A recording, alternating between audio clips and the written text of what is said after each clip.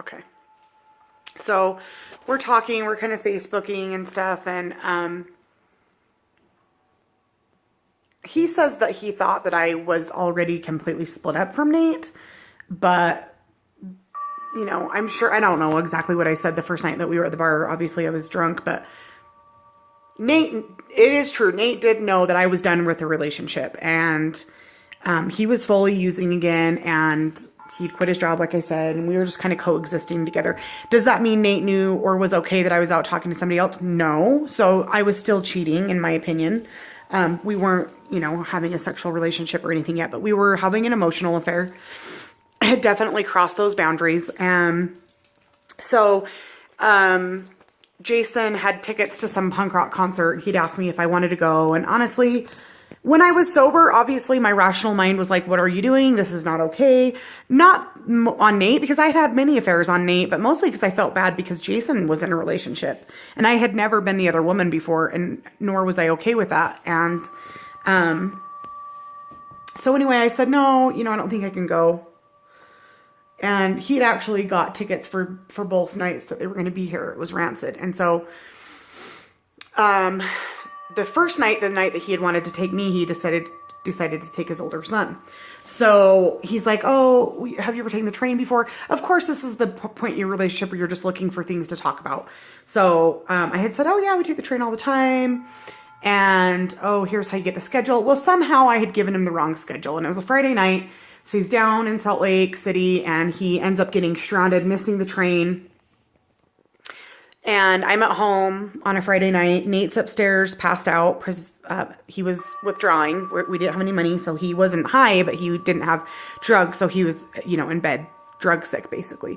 The kids were in bed. It's like 11 or 11:30, and I'm like sitting on the couch in my muumuu with wet hair, and I get a call from him, and I'm like, oh my God, what the fuck is he doing calling me while I'm at home? And I answer the phone, and he's like, oh my God, you gave me the wrong train schedule. My son and I are like completely stranded in Salt Lake City. Can you come down here and get us? And I was like,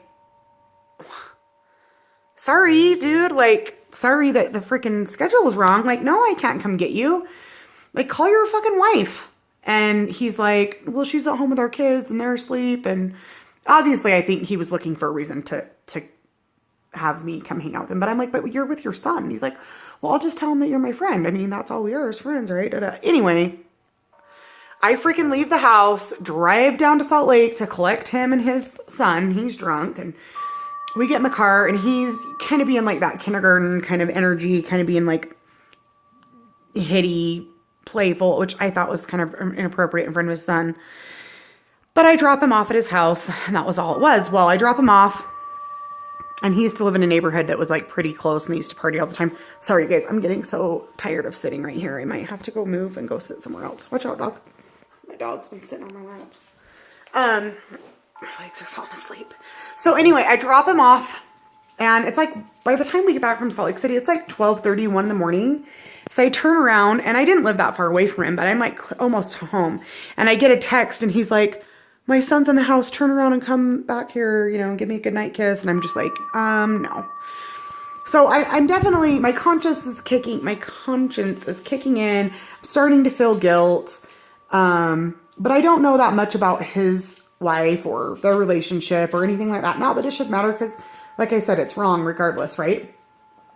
At this point, actually, once we reconnected, it took all the mystery out of it. Like, when I was just dreaming about him and those synchronicities started happening, I was obsessed. But then once we actually reconnected into each other's energy, the reality set in, and I was like, ugh. Like, I kind of felt the ickiness of the situation, of course, with like the affairs and things like that. So it started to be a lot less glamorous. But at the same time, I was just still feeling this like pull towards him. Like everything was just lining up towards him. And so, you know, we just kind of we just would kind of communicate, and I would go to work, and I would wake up and get to work, and he would text me like, good morning, beautiful. First, just like the sweetest, most romantic things, which I never got, never, not even in the best years of our marriage from Nate. Jason just was right there to, you know, provide that for me. But we had kids, and he had kids, and we had spouses, and things were difficult. And so, you know, we can get into more details of this, But for right now, I just want to finish up like the twin flame soulmate thing. So, basically it gets to the point where, you know, Jason and I are becoming intimate with each other. And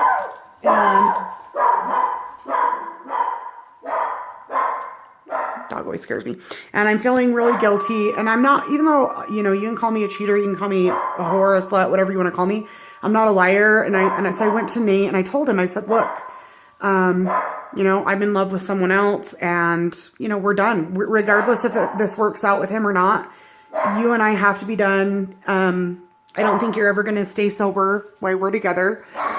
And so we had agreed to separate, but that he was going to stay in the townhouse with me until he was able to find somewhere to move. So, mine and Jason's relationship was kind of progressing, but it was going very slowly. Gus! Sorry. Jeez. So I was starting to feel a lot of guilt. I know he was starting to feel a lot of guilt. He had much younger children. And I know that he had a big fear of losing his children and, you know, fucking them up and all that stuff, which he should have been thinking about those things. So now we're into like the September month of like 2013. And we had decided to try to get a weekend to get away. So I had told Nate, Nate knew where I was going. Jason's wife did not know. She did not know anything about me. She did not know anything about the situation. We had gone down to Salt Lake, stayed in a hotel, had a good night, but we both woke up the next morning with like the big time guilties. We were on our way back from Salt Lake in the car, and we basically both agreed that this relationship had to stop. And it was more so Jason saying, you know, I love you, I want to be with you, but I don't want to lose my kids. I don't want to do this to my wife. I want to basically break up with her, but I want to do it the right way. I agreed. I said, I think you should. I had been back and forth with my husband how many times. I felt like he probably needed to go back and give his marriage one last effort, the way that I had done with Nate, so that when they really were split up, he would know for sure they were done. But I had said to him in the car, I said, this is the deal though. I said, I just want you to know something, and I don't want you to think that I'm an asshole, or I don't want you to think that I'm weird for saying this, but I said, I know that Nate is going to die. And I want you to know right now, if we are ever to get together, that it is because I love you and not just because Nate's dead and now I'm by myself. And he kind of looked at me like, that's a really fucked up thing to say, a really weird thing to say. And I'm just like, I understand. It sounds crazy. I don't know how I know. I mean, obviously he was a drug addict and things, but it was more than that. I knew he was going to die. And I just said, you know, I don't want you to think that I'm just coming back because he's gone, you know, whether we work out or not, whether we're able to be together or not. I just want you to know that, like, I love you, and it's not because I'm by myself. And so we both kind of went our separate ways, and he is an idiot and left the parking tag of the hotel in his car, which is what ended up getting him busted from his wife, which actually ended up being a good thing, because I honestly don't think he would have ever had the courage to come clean to her. And I feel really bad about that. She didn't deserve that. Nobody does. But at the same time, she deserved to know the truth of what was going on. So she confronted him at that time. So basically now he's busted, so she's pissed. So the whole process of like him coming back to me, like, because he basically is getting kicked to the curb from his wife. And although I know that he did love me, but he, like, you know, 5 hours beforehand, he was ready to break up.